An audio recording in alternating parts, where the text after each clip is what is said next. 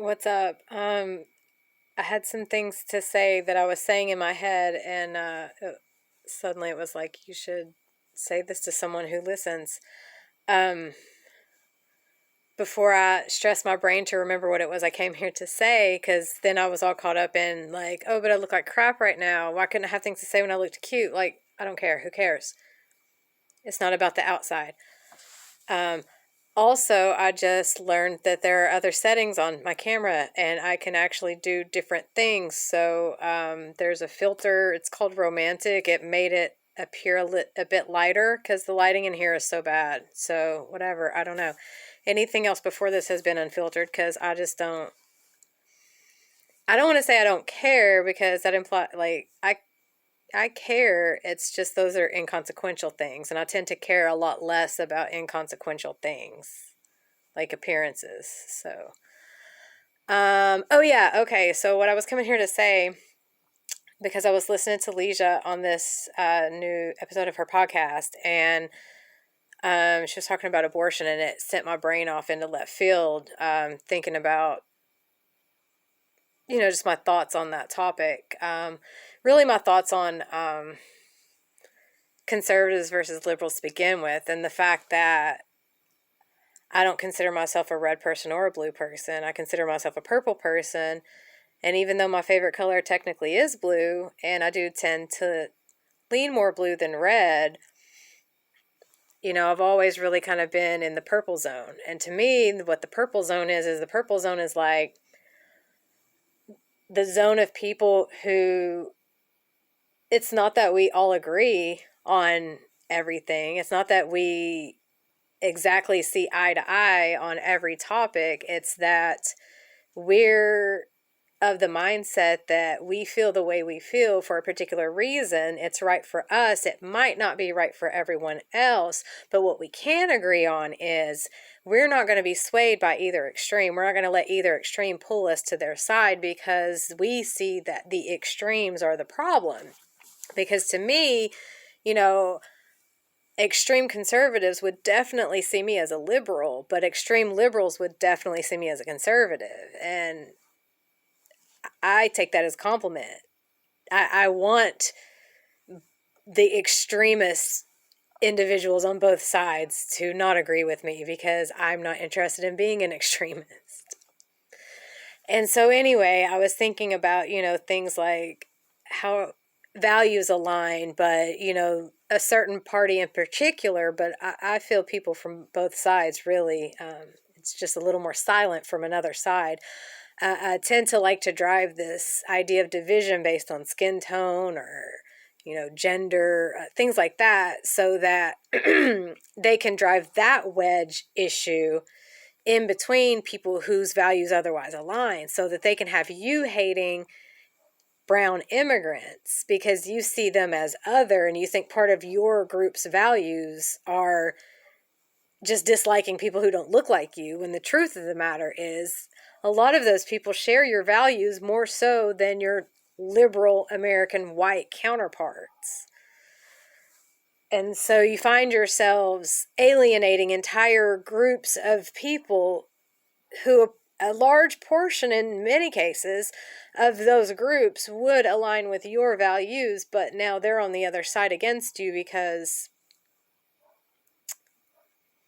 you decided that the skin tone was a problem. Like, anyway, I'm going to get to it because it's already 4 minutes in. So what I was thinking about is how, we talk about things like abortion, these really like strong, important issues that become like major deal breakers during election seasons, even if they only affect a small portion of the population. And the thing is, of course, we know with that particular topic, it affects way more people than. But my point is that the most vocal who. Okay, for example, so in terms of your extreme views, someone may believe that, under no circumstances, for any reason whatsoever under the sun, should anyone ever terminate a pregnancy. Like, you're entitled to that belief if that's your belief. If you feel that it's unacceptable, and regardless, then that's your belief and that's what you should follow. No matter what happens to you, you should not go through with that if that's your belief. The extremism comes when you think that your belief should be shared by everyone else. And so to me, it's like my beliefs on that subject, because I have experienced it from a lot of different angles, is a bit different. There are plenty of times in which I now can see and understand someone making that decision. But if your view on that side is that extreme, then you're mirrored by someone on the other side who has the view that it's your child, it's your choice. Meaning there's someone over there on that extreme who thinks that not only at any stage of pregnancy, but even after birth, it's your child, you brought them into this world, you should have the right to take them out. That's the opposite view of your view, that under no circumstances under the sun, for any reason whatsoever, once a sperm hits an egg, that's a person.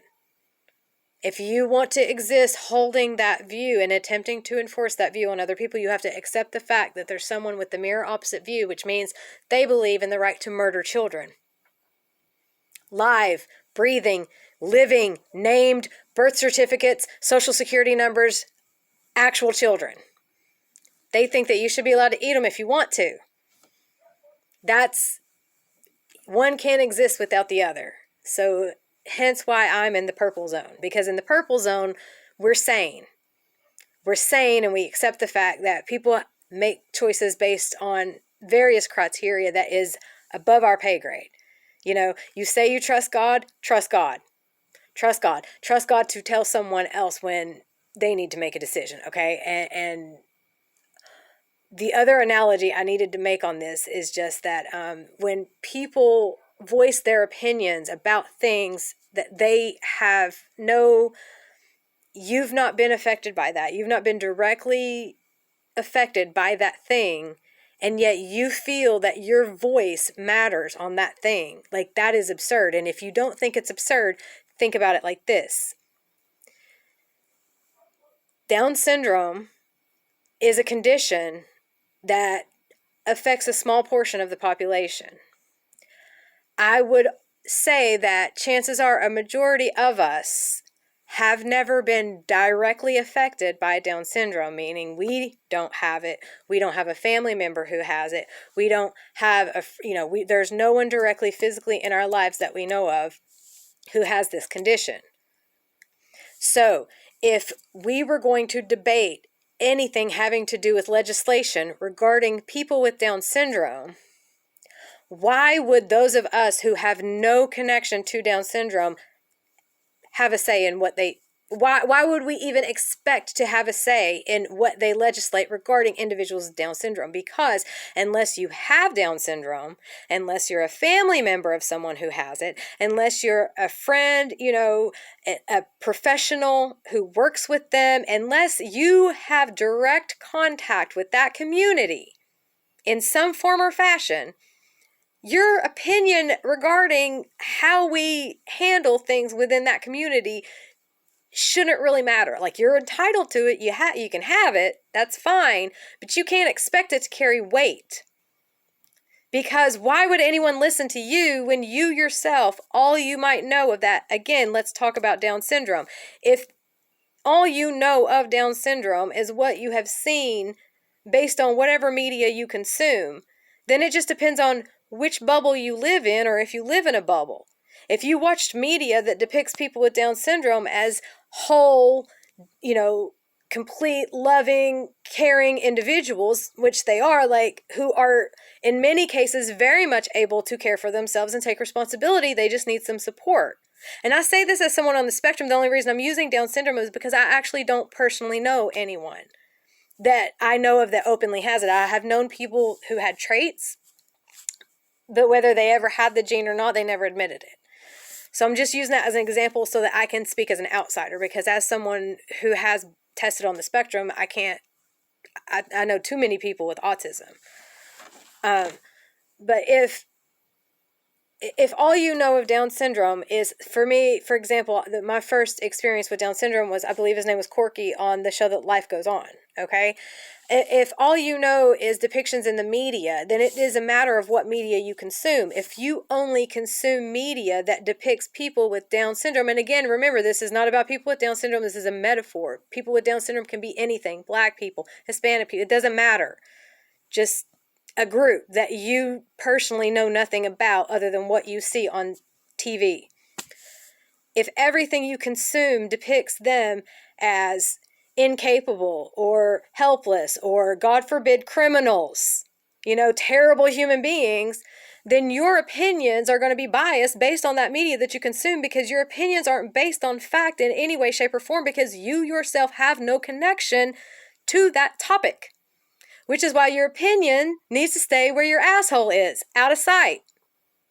I'm sorry to be crass, but you know what they say. Opinions are like assholes. Everyone's got one and no one wants to see yours. So, yeah, that's my 2 cents on that one. It is that if you yourself have not been directly affected by the issue at hand, I mean, sure, you want to toss your 2 cents in the ring, go for it. Don't expect anyone to listen, and don't expect your 2 cents to carry any weight. In fact, what you really need to do is sit down, be quiet, and listen to those who have direct experience with these issues, these topics, or whatever it is, whatever the issue is, whatever the subject is that is causing controversy. Sit down and listen to the people who have direct experience, who are directly affected. Stop throwing your opinion in when your opinion is completely uneducated, because it is literally based on what other humans have fed you.